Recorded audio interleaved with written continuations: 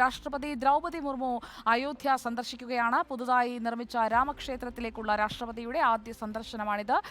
ശ്രീ ഹനുമാൻ ഗർഹിയിൽ ദർശനം നടത്തി. പ്രഭു ശ്രീരാമക്ഷേത്രം, കുബേർട്ടില എന്നിവിടങ്ങളിൽ ദർശനവും ആരതിയും നടത്തും. നോബൽ മാരിക്കാരൻ നൽകും കൂടുതൽ വിവരങ്ങൾ. Nobel Marikkaran, good evening. അയോധ്യയിലേക്ക് രാഷ്ട്രപതി ദ്രൗപദി മുർമു എത്തുകയാണ്.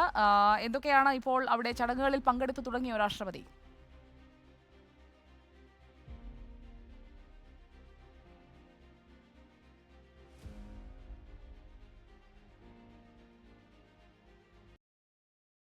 ചെറിയൊരു സാങ്കേതിക തടസ്സമുണ്ടായിട്ടുണ്ട്.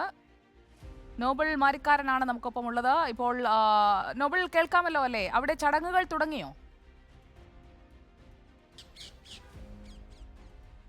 സുജയ, അല്പം മുമ്പാണ് രാഷ്ട്രപതി ദ്രൗപദി മുർമു ഇവിടെ എത്തിയത്. രാമക്ഷേത്രത്തിൽ ഇനിയിപ്പോൾ 6:45-നാണ് രാമലീല ദർശനം നിശ്ചയിച്ചിരിക്കുന്നത്. പ്രധാനമായും അയോധ്യ ക്ഷേത്രം രൂപീകരിച്ച് അതിൻ്റെ പ്രാണപ്രതിഷ്ഠ കഴിഞ്ഞ ശേഷം ആദ്യമാണ് രാഷ്ട്രപതി അങ്ങോട്ട് എത്തുന്നത് എന്നും ഏറ്റവും പ്രധാനപ്പെട്ട കാര്യമാണ്. ഇപ്പോൾ അവർ ഹനുമാൻ ഗർഹി ക്ഷേത്രത്തിൽ ദർശനം നടത്തിക്കൊണ്ടിരിക്കുകയാണ്. അതിനുശേഷം ഇന്നിപ്പോൾ 6:45 രാമലീല ദർശനം നടത്തും. അതിനുശേഷം ആരതിയിലും പങ്കെടുക്കുന്നുണ്ട്. ഒപ്പം സരയൂ നദിയിലെ പൂജയിലും രാഷ്ട്രപതി പങ്കെടുക്കും എന്നാണ് നമുക്ക് വിവരം ഉള്ളത്. ഇന്ന് വൈകുന്നേരം തന്നെ രാഷ്ട്രപതി തിരിച്ച് ദില്ലിയിലേക്ക് മടങ്ങുകയും ചെയ്യും.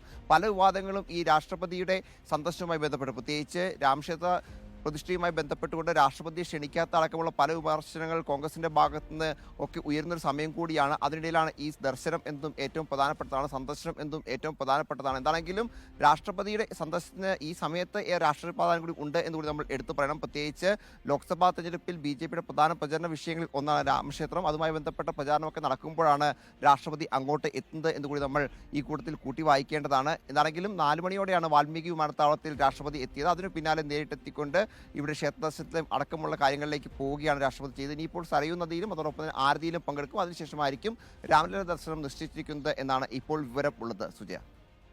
ഓക്കെ, നോബൽ മാരിക്കാരനാണ് വിവരങ്ങൾ നൽകിയത്. വൈകിട്ട് രാമക്ഷേത്രത്തിലെ ആരതിയിലും പങ്കെടുത്ത ശേഷമായിരിക്കും രാഷ്ട്രപതി അയോധ്യയിൽ നിന്ന് മടങ്ങുക.